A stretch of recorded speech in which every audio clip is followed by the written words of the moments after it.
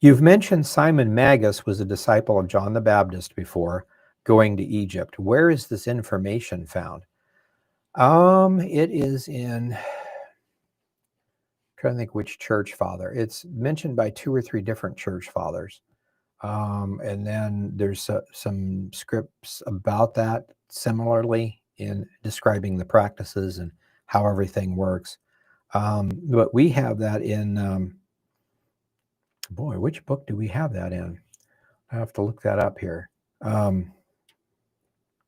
But it's in several church fathers. The whole idea that John the Baptist, they said was, well, Hippolytus has a list of the people that ran the school of the prophets, and he has it from the time of Moses all the way up through Agabus, if I remember correctly. And it's interesting how he describes it. He says that the school of the prophets, that's the keeper of the scrolls, which would have been a scene, that goes all the way up to Zechariah, and then a guy named Joseph, not Jesus' dad, just some other Joseph. And then it got usurped by Annas and Caiaphas. Well, they're not worthy, so according to tradition, then they would not be counted or recognized. It would go back to the previous guy that probably died, to his son. And if he didn't have a son, it would go back to the previous guy, which was Zechariah, and go to his son, which would be John the Baptist.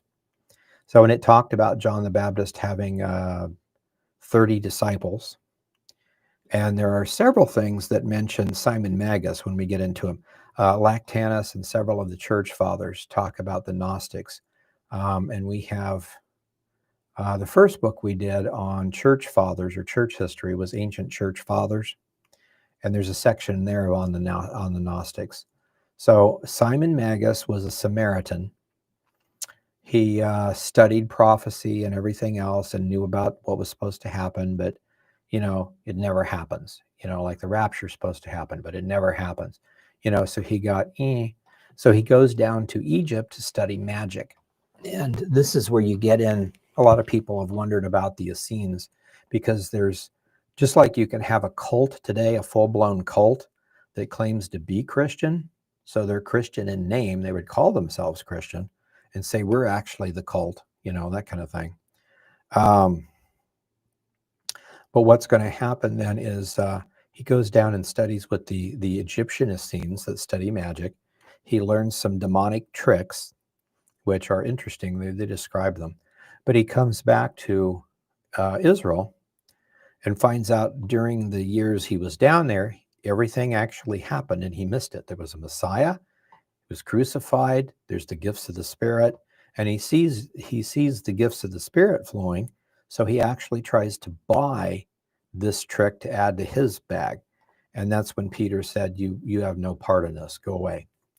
And there's a whole history of how he goes to Rome and begins to influence Caesar about how he is the Messiah, the standing one. And Peter comes alongside him, and long story short, he ends up dying in Rome. But when that process happened, he has a disciple, Menander, who branches off and founds his own school. So eventually fragments into 22 separate Gnostic schools. And the nice thing about that is they're all basically cultic, which is the same cult, but each one of them teaches something odd. So when you say this guy is more Carpocratian than he is Valentinian or Basilidian, you instantly know what kind of weird doctrines they have. And that helps a lot because you're looking at these things. So for instance, Tertullian says that the book of Jude was written against the Carpocratian Gnostics. Okay, we're done. That tells you everything you need to know about what these guys were and what they were talking about. Their connections to the Nephilim, sorcery, and other things like that, much more than some of the other cults. So stuff like that is just really interesting to look at. But if you want an overview of that, I would say get the early church fathers, ancient church fathers from our library. And you can just go to BibleFacts.org and click on the store. It should be there.